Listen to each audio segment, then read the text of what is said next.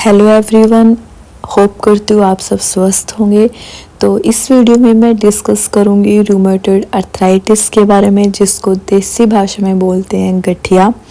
जो गठिया रोग है वो आजकल बहुत ही सामान्य हो चुका है और बहुत सारे जो लोग हैं इससे ग्रसित हो चुके हैं। अगर मैं पुरुष और महिलाओं की बात करूँ तो जो महिलाएं हैं वो इससे ज़्यादा प्रभावित हो रही हैं। तो इस वीडियो में मेरा जो मेन मोटिव है वो यही रहेगा कि इसका मेन कारण क्या है और इसके लक्षण क्या है, इसको आप कैसे ठीक कर सकते हो। तो ये सब चीज़ें मैं इसमें डिस्कस करूँगी और आसान तरीके से बताने की कोशिश करूँगी ताकि मेरा जो ये मैसेज है वो आम जनता तक पहुँच सके और वो अपने इस बीमारी से बचाव कर सके, क्योंकि एक ऐसी बीमारी है जिसका हम बचाव तो कर सकते हैं अपना खान पान चेंज करके, अपना लाइफस्टाइल चेंज करके, लेकिन अगर ये बीमारी एक बार हो जाए तो इसको ठीक करना थोड़ा आज के टाइम में मुश्किल हो रहा है। तो होप करती हूँ आपको मेरी वीडियो पसंद आएगी। तो अगर पसंद आएगी तो लाइक शेयर कमेंट ज़रूर करना। सबसे पहले बात करते हैं कि अर्थराइटिस क्या होता है। तो जो हमारा अर्थराइटिस होता है ना, ये दो वर्ड से मिलकर बना होता है। अर्थ मतलब होता है जॉइंट और आइटिस मतलब होता है इन्फ्लामेशन, यानी कि किसी भी जॉइंट का इन्फ्लामेशन। देसी भाषा में अगर बोलूँ तो मतलब कि जोड़ों का इन्फेक्शन।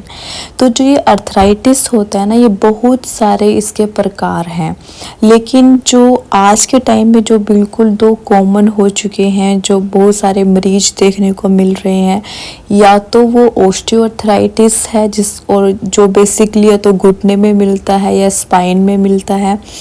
इसकी मैं एक सेपरेट वीडियो ऑलरेडी बना चुकी हूँ, तो अगर आपने वो मेरी वीडियो नहीं देखी तो आप उसको जाके चेक कर सकते हो। इसमें मैं उसके बारे में ज़्यादा डिस्कस नहीं करूँगी क्योंकि ऐसे फिर कंफ्यूजन हो जाएगा। इसमें हम मेन बात करेंगे रूमेटॉइड अर्थराइटिस के बारे में, जिसको हम बोलते हैं गठिया। तो सबसे पहली बात, जो मोस्टली जो पेशेंट हैं वो मेरे से पूछते हैं कि एक्चुअल में रूमेटॉइड अर्थराइटिस किस टाइप की बीमारी है, ये है क्या। तो मैं बताना चाहूँगी कि जो रूमेटॉइड अर्थराइटिस होता है, जो गठिया होता है, वो एक ऑटो इम्यून डिसऑर्डर होता है। ऑटो इम्यून डिसऑर्डर मतलब कि आप सबको पता होगा हमारे शरीर के अंदर एक इम्यून सिस्टम होता है जो हमें किसी भी जो हमारी बॉडी में बाहर से कोई वायरस, बैक्टीरिया, अगर कोई भी फॉरेन बॉडी एंटर करती है तो उससे लड़ने की क्षमता प्रोवाइड करता है। लेकिन इस बीमारी के अंदर क्या होता है, हमारे शरीर के अंदर कुछ ऐसे चेंजेस आते हैं, ऐसे बदलाव आते हैं जिससे ये इम्यून सिस्टम हमारी रक्षा ना करके हमारे ही जो बॉडी में जो जॉइंट हैं, जो जोड़ हैं, उन पे अटैक करना शुरू कर देता है। ठीक है, तो इसका लेकिन अभी तक एग्जैक्ट कारण नहीं पता चला है। ये बोलते हैं कि हाँ, इसके कुछ रिस्क फैक्टर हैं। रिस्क फैक्टर जैसे इसका एक जेनेटिक फैक्टर देखा गया है। जेनेटिक फैक्टर मतलब कि आनुवंशिक कारण, कि अगर आपकी पिताजी की फैमिली में किसी को पहले अर्थराइटिस गठिया हुआ है या आपकी माताजी की फैमिली में किसी को पहले हुआ है तो चांसेस हैं कि आपको भी हो सकता है।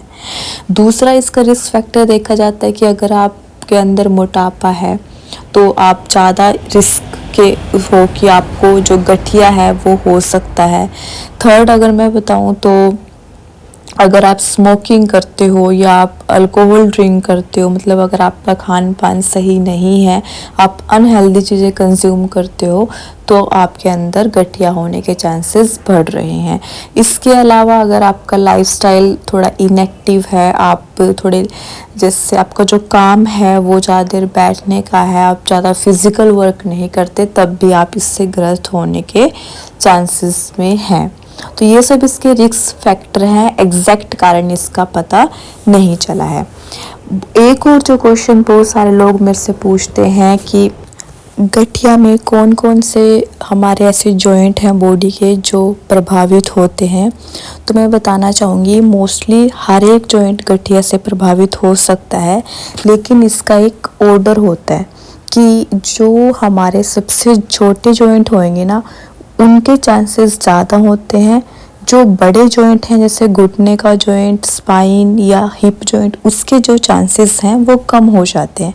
और यही सबसे अच्छा लक्षण होता है जिसमें हम पेशेंट्स को बता सकते हैं देख के कि इसको रोमेटॉइड अर्थराइटिस है या इसको ओस्टियोआर्थराइटिस है। क्योंकि रोमेटॉइड अर्थराइटिस का अगर पेशेंट आएगा तो उसके सिम्टम क्या होंगे, उसके जो हाथों पैरों के जो छोटे छोटे जॉइंट होते हैं उंगलियों के बीच में, वो सूजे हुए होंगे, उन पे स्वेलिंग आई होगी, वहाँ पे थोड़ा रेडनेस होगी और उनका दर्द भी होएगा। और वो कंप्लेन करेंगे कि मोस्टली जब वो सुबह उठते हैं तो वो इतनी जकड़न होती है कि वो अपनी हाथ की मुट्ठी को बंद नहीं कर पाते, पैरों की उंगलियों से वो चप्पल नहीं डाल पाते, जिससे उनको चलने में दिक्कत होती है। तो जब वो ये चीज़ें एक्सप्लेन करते हैं कि मोस्टली मेरे जो छोटे छोटे मेरी कलाई में दर्द है या मेरी एल्बो में दर्द है, तो हम बता सकते हैं कि हाँ, इसको गठिया होने के चांसेस हैं। बाकी टेस्ट होते हैं स्पेशल जो हम करा देते हैं। लेकिन अगर एक कोई पेशेंट आता है और वो बोलता है कि मेरे घुटने में दर्द है या मेरी स्पाइन में दर्द है, तो हम बता देंगे कि इसके ज़्यादा चांसेस ओस्टियोआर्थराइटिस के हैं, इसके गठिया के चांसेस नहीं हैं। तो ऐसे हम डिफ्रेंशिएट कर सकते हैं ओस्टियोआर्थराइटिस में और रोमेटॉइड अर्थराइटिस गठिया के अंदर। ओस्टियोआर्थराइटिस इन नी, जिसको हम बोलते हैं घुटनों का घिसारा, जिसका मैंने सब कुछ अच्छे से बताया हुआ है अपनी वीडियो में, ठीक है। तो ये इसके लक्षण होते हैं। मतलब पेशेंट यही कंप्लेन करता है कि मैं अपने जब मॉर्निंग में जब मैं सुबह उठता हूँ, मेरे हाथों पैरों में बहुत ज़्यादा जकड़न होती है और जैसे ही मैं काम करना शुरू करता हूँ तो वो जो जकड़न है धीरे धीरे चली जाती है। तो ये भी एक दूसरा सबसे बड़ा लक्षण है कि अगर एक पेशेंट को रेस्ट करने पर पेन ज़्यादा हो रहा है, उसको जकड़न ज़्यादा हो रही है, और काम करने पर जो वो किसी एक्टिविटी में इन्वॉल्व हो रहा है तब उसको आराम मिल रहा है, तो इसका मतलब ये भी गठिया का ही लक्षण है। बाकी जैसे कुछ जो पेशेंट हैं वो 3rd 4th स्टेज में आते हैं, ऑलरेडी उनके हाथों पैरों में डिफॉर्मिटी बन जाती है, हाथ पैर मुड़े हुए होते हैं, तो कोई भी देख के बता सकता है, गांठें बन जाती हैं उनकी उंगलियों में कि इसको गठिया हो चुका है। टेस्ट के अलावा, टेस्ट तो इसके स्पेसिफाई है ही जो मैं आगे वीडियो में डिस्कस करूँगी। तो अगर आपको कोई पूछे या अगर आप पता करना चाहते हैं कि कौन से जॉइंट हैं जो गठिया में इन्वॉल्व होते हैं, तो इन्वॉल्व सारे हो सकते हैं, लेकिन सबसे पहले जो जॉइंट होंगे वो छोटे छोटे जॉइंट होंगे, हमारी कलाई, हमारे हाथ के जो जॉइंट है, पैरों के जो जॉइंट है, ठीक है। उसके बाद बात आती है कि जो थोड़ा सा अगर मैं एक मैकेनिज़्म बताऊं कि गठिया के अंदर जो हमारा इम्यून सिस्टम है वो हमारे जोड़ को कैसे अटैक करता है, ये भी पेशेंट क्वेश्चन पूछते हैं कि अगर इम्यून सिस्टम में कुछ बदलाव आया तो कैसे उसने हमारे जॉइंट को, हमारे जोड़ को अफेक्ट किया। तो उसमें क्या होता है, जैसे हमारा इम्यून सिस्टम मैंने पहले भी बताया कि वो एंटीबॉडी प्रोड्यूस करता है जब भी उसको किसी के साथ एक मतलब जैसे कोई वायरस है या बैक्टीरिया है तो उससे लड़ने के लिए वो एंटीबॉडी प्रोड्यूस करेगा और उसको ख़त्म कर देगा। लेकिन इसमें क्या होगा कि जो इम्यून सिस्टम है, जैसे मैंने पहले भी बताया कि वो हमारे जोड़ के अगेंस्ट ही एंटीबॉडी प्रोड्यूस कर देगा, और वो एंटीबॉडी क्या करेगी, जो हमारा जॉइंट है, जैसे अगर मैं जॉइंट का सिंपल से उसमें अगर स्ट्रक्चर बताऊं तो हर एक जॉइंट में क्या होता है, बाहर एक कैप्सूल होता है, उसके अंदर मेम्ब्रेन होती है जिसको हम साइनोवियल मेम्ब्रेन बोलते हैं। साइनोवियल मेम्ब्रेन के अंदर साइनोवियल फ्लूइड होता है जिसको देशी भाषा में बोलते हैं ग्रीस, कहते हैं ना कि जोड़ों में ग्रीस कम हो गए। तो ये जो इम्यून सिस्टम ने जो एंटीबॉडी बनाई ना, ये जाके उस ग्रीस को, उस साइनोवियल फ्लूइड को ख़त्म करना शुरू कर देगी, और एक स्टेज ऐसे आएगी जो हमारा जॉइंट है वो पूरी तरह से नष्ट होना शुरू हो जाएगा। तो ऐसे जो है हमारा इम्यून सिस्टम हमारे जोड़ को अटैक करता है, ठीक है। उसके बाद मैं एक और चीज़ बताना चाहूँगी कि जो हमारा गठिया होता है ना, इसकी 4-5 स्टेजेस होती हैं। स्टेज फर्स्ट में क्या होएगा, जो पेशेंट है उसको थोड़े ही लक्षण आएंगे, क्योंकि उस टाइम जो वो एंटीबॉडी है खाली वो जो हमारा जॉइंट का बाहर का स्ट्रक्चर है कैप्सूल को डिस्ट्रॉय करेंगी। तो उस टाइम पे जो लक्षण होंगे, सिम्टम होंगे, वो कम होंगे।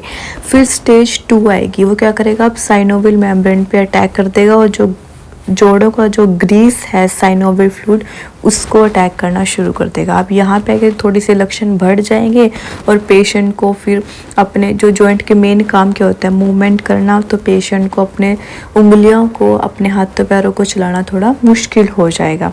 स्टेज 3 में क्या आएगा, अब वो क्या करेगा, जो हमारा पूरा जॉइंट है उसके अंदर जो सब कॉन्ड्रोल बोन होती है, मतलब उसी को ही वो अटैक करना शुरू कर देगा। जो जॉइंट है वो ही ख़त्म होना शुरू हो जाएगा। तो बिल्कुल ही मतलब पेशेंट ऐसे होता है कि वो बिल्कुल चल फिर नहीं सकता। उसके बाद स्टेज 4 ऐसे आती है, ये क्वेश्चन भी है बहुत सारे पेशेंट्स का, कि क्या हमारा जो गठिया है सिर्फ जॉइंट को ही अफेक्ट करता है या हमारी बॉडी के किसी और स्ट्रक्चर को भी करता है। तो इसका आंसर है यस।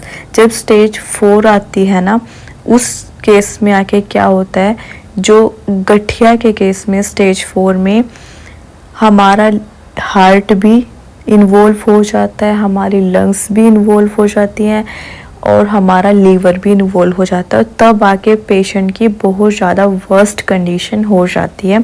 तो इसलिए आपको अगर शुरू में ही सिम्टम लगते हैं, आपको लगता जो मैंने लक्षण बताए हैं, अगर आपके भी हाथों पैर में सूजन है, गांठें बनी हुई हैं, जकड़न आई हुई है, आप मूव नहीं कर पा रहे हो, तो इसको इग्नोर ना करें।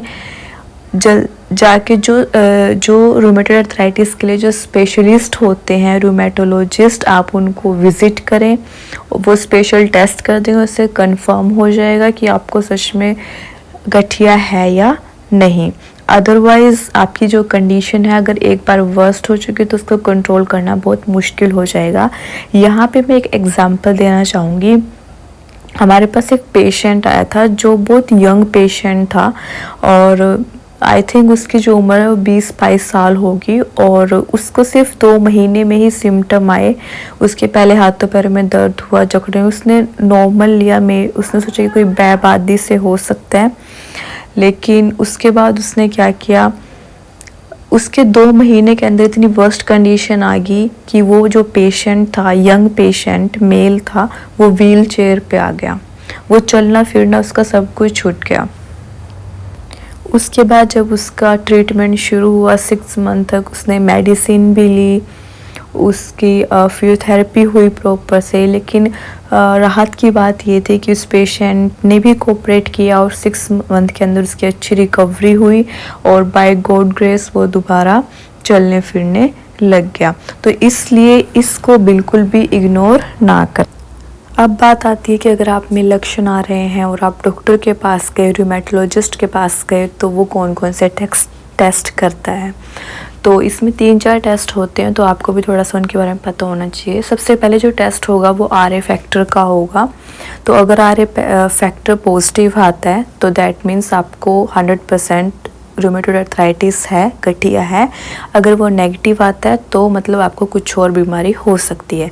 एक टेस्ट करते हैं NTCCP, एक टेस्ट होता है ESR। अगर आपके अंदर ESR बढ़ा हुआ मिला, इसका मतलब है कि आपके अंदर कुछ ना कुछ जो एंटीबॉडीज़ हैं वो प्रोड्यूस हो रही हैं, और अगर एंटीबॉडीज़ ज़्यादा बन रही है तो दैट मीन्स आपका इम्यून सिस्टम प्रॉपर वर्क नहीं कर रहा। उसके बाद एक जो इसमें टेस्ट होता है वो होता है CRP, सी रिएक्टिव प्रोटीन। तो जब भी आपकी बॉडी में कोई भी इन्फेक्शन होता है तो बढ़ा हुआ मिलता है, तो इस केस में भी वो बढ़ा हुआ ही मिलेगा। ऑब्वियसली आपको इन्फ्लेमेशन हो रही है, इन्फेक्शन हो रहा है। तो ये 3-4 टेस्ट हैं जो डॉक्टर आपसे रेकमेंड करते हैं। उसके बाद बात आती है ट्रीटमेंट की, कि क्या क्या ट्रीटमेंट लें अगर आपको ये बीमारी हो चुकी है। सबसे पहले जो इसमें मेडिसिन दवाइयाँ होती हैं, इस बीमारी के लिए स्पेशल जो दवाइयाँ हैं वो DMARD नाम से एक क्लास है, जिसमें डिमोडिफाइड एंटी रूमेटिक ड्रग के नाम से वो क्लास होती है, जिसमें स्पेशली रूमेटॉइड अर्थराइटिस के पेशेंट को ये दी जाती है। इसके अलावा अगर किसी जैसे यंग पेशेंट है और उसका हिप जॉइंट इन्वॉल्व हो गया, ऐसा जॉइंट इन्वॉल्व हो गया है कि जिसको चलने फिरने की दिक्कत आ रही है और अभी उसकी लाइफ स्पैन अच्छा है, तो उस केस में फिर क्या, और उसका जो जोड़ है बिल्कुल ही ख़राब हो गया, तो उसमें फिर जो है जॉइंट रिप्लेसमेंट करते हैं, उसमें सर्जरी की जाती है। इसके अलावा बात आती है फिजियोथेरेपी की। यस, फिजियोथेरेपी ऑब्वियसली इसमें बहुत ज़्यादा इम्पोर्टेंट रोल प्ले करती है। क्यों करती है, उसका भी सबसे अच्छा रीज़न ये है कि जब आपको गठिया होता है तो आपको एक तो बहुत ज़्यादा असहनीय दर्द होता है, जिसकी वजह से जकड़न भी होती है, और आप जब भी अपने हाथों पैरों की मूवमेंट करोगे तो आपको होएगी नहीं वो, आप उसको उसी पोजीशन में रखोगे, और जब आप एक लंबे टाइम तक उसको उसी पोजीशन में रखते हो तो फिर डिफॉर्मिटी बन जाती है, जैसे स्वैग नेक डिफॉर्मिटी, जैसे इस वीडियो में दिखाया गया। आपने बहुत सारे लोगों में, स्पेशली महिलाओं के अंदर ये चीज़ देखी होगी। तो इससे बचने के लिए फिजियोथेरेपी ही एक इलाज है, ठीक है। क्योंकि अगर आप उनकी ठीक है, पेन है, दर्द है, लेकिन आपको थोड़ी बहुत मूवमेंट एक्सरसाइज करनी होगी, थोड़ा सा दर्द सहन करना होगा, क्योंकि और दर्द के लिए आपके पास मेडिसिन है, लेकिन अगर आप मूवमेंट नहीं करोगे तो फिर एक बार अगर डिफॉर्मिटी बन गई तो वो बिना सर्जरी के फिर सही नहीं होगी। अब करनी कैसे एक्सरसाइज, पहले थोड़ी थोड़ी एक्सरसाइज करो, जब एक बार पेन कंट्रोल हो जाए फिर अच्छे से एक्सरसाइज शुरू कर दो। अब वो कौन कौन सी एक्सरसाइज हैं, कैसे करनी है, वो मैं नेक्स्ट वीडियो में डिस्क्राइब करूँगी, तो मेरी नेक्स्ट वीडियो ज़रूर देखिएगा। इसमें अगर मैं डिस्कस करूँगी तो वीडियो थोड़ी लंबी बन जाएगी। उसके बाद बात आती है, ऐसा ये पेशेंट पूछते हैं कि रूमेटॉइड अर्थराइटिस के अंदर जैसे सब बोलते हैं कि खान पान, डाइट आपकी अच्छी होनी चाहिए, खान पान अच्छा होना चाहिए, तो हम क्या खाएं और क्या ना खाएं। तो सबसे पहले मैं बात करूँगी कि आपको अर्थराइटिस के अंदर क्या नहीं खाना चाहिए। देखो, सबसे पहले जो अनहेल्दी फूड है, अनहेल्दी फूड में सब कुछ आ जाएगा, क्योंकि आपकी बॉडी के अंदर आपका इम्यून सिस्टम काम नहीं कर रहा सही तरीके से। तो अब आपको अपने शरीर को सिर्फ एक पौष्टिक भोजन ही देना होगा। जितना भी अनहेल्दी फूड है, जंक फूड है, या मैं तो ये बोलूँगी कि जो नॉन वेज है, सब कुछ, क्योंकि वो डाइजेस्ट करना थोड़ी बॉडी के लिए जो है वो डिफ़िकल्ट हो जाता है, तो आपको सब कुछ अवॉइड करना पड़ेगा। सिर्फ़ और सिर्फ हेल्दी डाइट दो। हेल्दी डाइट में क्या करना है, आप हरी सब्जियां खाओ, ताज़े फल फूल खाओ, और फ्रूट्स में भी क्या करना है, जूस ना लो, प्रॉपर पूरा फ्रूट खाओ ताकि आपको एक फाइब्रस डाइट मिले, ठीक है। बहुत से लोग पूछते हैं कि क्या उनको खटाई वाली चीज़ें खानी चाहिए, नहीं। तो बेसिकली गठिया के अंदर बैबादी भी हो सकती है, तो आप खटाई ना खाएं तो अच्छा रहेगा। क्या खाना चाहिए, आप बेसिकली ड्राई फ्रूट खाएं। इसके अंदर जो ड्राई फ्रूट हैं वो बहुत ही ज़्यादा महत्वपूर्ण योगदान देते हैं, तो ड्राई फ्रूट एक अच्छी डाइट मानी जाती है गठिया के अंदर। इसके अलावा जितनी भी जो ऐसी चीज़ें हैं जो बैबादी से दूर रखती हैं, जैसे कि अदरक हो गया या हल्दी हो गई, लहसुन हो गया, प्याज हो गया, तो ये सब आपको अपने डाइट में बढ़ाना चाहिए। तो ये तो थी डाइट की बात। अब बात आती है कि आपको लाइफस्टाइल में क्या चेंज करनी चाहिए। तो थोड़ा सा एक्टिव लाइफस्टाइल बनाएं। अगर आप सेडेंटरी लाइफस्टाइल जीते हैं तो उसको अवॉइड करें। सुबह उठ के व्यायाम करें, मॉर्निंग वॉक करें। एक और चीज़ क्या होती है, जब आपको रूमेटॉइड अर्थराइटिस होता है तो आपके अंदर विटामिन डी की भी कमी होती है, जिससे आपके जो बोन्स हैं, हड्डियाँ हैं, वो कमज़ोर होनी शुरू हो जाती हैं।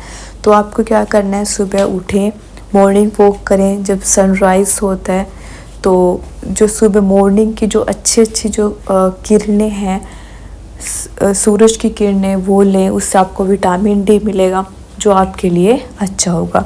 इसके अलावा नॉर्मल एक्सरसाइज रखें जिससे आपकी बॉडी फिट रहे। जो मोटापा है उसको कंट्रोल करके रखें, क्योंकि अगर मोटापा है और आपको अर्थराइटिस हो गया तो कंट्रोल करना मुश्किल हो जाता है। अपनी डायबिटीज़, शुगर को कंट्रोल करके रखें। तो इन सब के लिए आपको थोड़ा सा फिज़िकल वर्क, फिज़िकल फिट होना पड़ेगा। इसके अलावा एक और चीज़ मैं बताना चाहूँगी कि कैल्शियम, बहुत से लोग पूछते हैं कि क्या हमें गठिया के अंदर कैल्शियम लेना चाहिए। तो ये मैं ये बोलूँगी कैल्शियम लो, लेकिन कई पेशेंट को जो जैसे वो दूध या दही से उनको ज़्यादा प्रॉब्लम हो जाती है तो वो अवॉइड करें। बाकी जिनको मिल्क सूट करता है अर्थराइटिस के अंदर तो वो मिल्क ले सकते हैं, वो एक गुड सोर्स है कैल्शियम का। हमारी बॉडी में जब आप एक फिज़िकल वर्क करते हो ना, प्रॉपर एक्सरसाइज करते हो, तब भी कैल्शियम बनता है। तो इसलिए बोलते हैं कि कैल्शियम, अगर आप फिज़िकली फ़िट हो, फिज़िकली आप एक्सरसाइज कर रहे हो, तो कैल्शियम ऑलरेडी आपकी बॉडी में नॉर्मल रहेगा। तो ये सब चीज़ें थी गठिया के बारे में। फिर भी अगर कुछ रह जाता है, आपका कोई क्वेश्चन है, तो प्लीज़ कमेंट में ज़रूर लिखना, जिसको मैं नेक्स्ट वीडियो में कवर कर लूँगी। और मेरी जो नेक्स्ट वीडियो रहेगी वो एक्सरसाइज के ऊपर रहेगी, कैसे करनी है, कौन कौन सी करनी है, शुरू में कैसे करनी है, और तो ये सब मैं नेक्स्ट वीडियो में कवर करूँगी। तो इस वीडियो में मैंने बहुत ही सिंपल तरीके से बताने की कोशिश की है गठिया के बारे में। होप करती हूँ आपको पसंद आई होगी। तो ये थी मेरी वीडियो। Thank you.